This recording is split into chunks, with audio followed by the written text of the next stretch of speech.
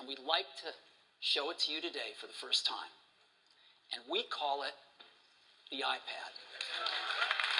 The first iPad was one of the last products announced by Steve Jobs, and watching this event even 10 years later still gives me goosebumps. I always loved old Apple products more than new ones. They had more soul, more passion, more of that thing different. First iPad was always a magical device for me. I was only 14 when this tablet got announced, and for years I've seen it as something unobtainable. iPad 1, 2, 3, 4… Years went by and I never had money to buy one. But now this iPad costs less than a Happy Meal and no one wants it. So I finally fulfilled my childhood dream and bought the first iPad. And you know what? I absolutely love it. iPad 1G has a very interesting history. The development started long before 2010, and initially the project was called Safari Pad. During development, the team shifted focus. They took the technology they were creating and used it to make the iPhone in 2007. After a few more years of work, the technologies have finally caught up with Steve's vision, and he proudly announced the iPad on stage in January 2010. Another interesting bit is that the first iPad was the first ever Apple device with an Apple-designed ARM processor. Before that, all iPhone chips were manufactured by Samsung. I'm sure you didn't realize how important this piece of tech really was. It's funny to look back at it, knowing about its significance, but in 2010 people were really skeptical about it. iPad didn't have Flash in Safari, which was the core technology used on the majority of websites. Safari was fast and efficient, but people simply couldn't see how the web browser without Flash could work. They were also mad about the absence of USB or a card reader, which sounds absolutely insane now.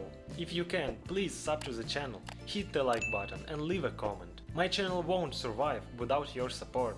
Using it 13 years later feels like a trip back in time to better days when life was simpler. First iPad is not perfect in any way. It's got a fair share of problems, but I'd say that's a part of its charm.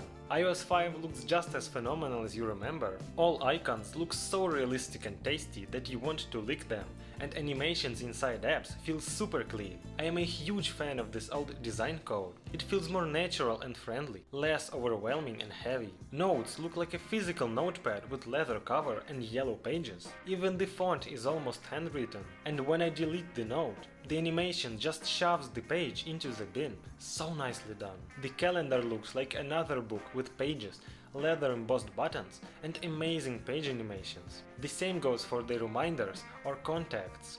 Game Center looks like a poker table, newsstand like a proper shelf that opens from the home screen, and iBooks, I wish I could show it to you, but it doesn't work on my iPad. And it's a real shame because of all those textures and page turning animations. But even if it worked, the reading experience wouldn't be perfect. The resolution is not great, and all text is really pixelated. Reading on this thing is not really great, but watching movies and old shows, that's where the magic happens. It brings me such a joy to watch The Office on this thing, instantly brings back memories. Somehow the show looks even better on this low-res display, and the jokes sound even funnier when they come from this single speaker. But it's such a vibe, you know?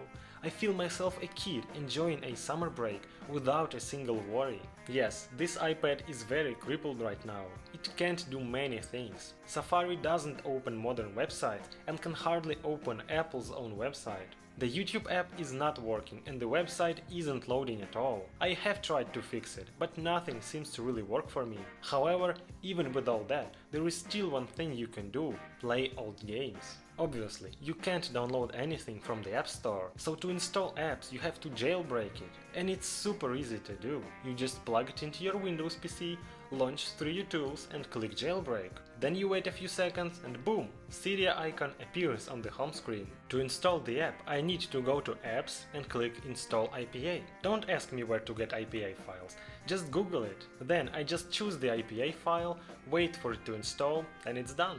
The first iPad is perfect to cut some fruits in Fruit Ninja or kill some zombies in Plants vs. Zombies.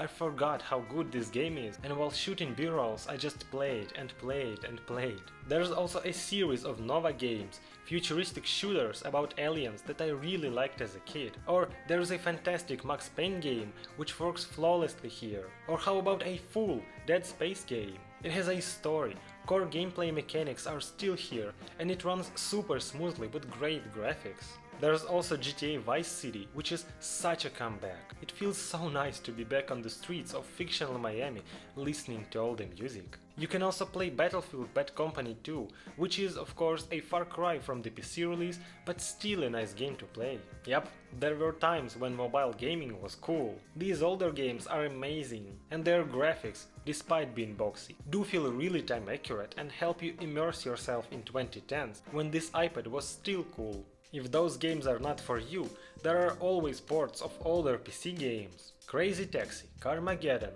Red Alert, all are fantastic games that you simply cannot play now. They're not on the App Store anymore.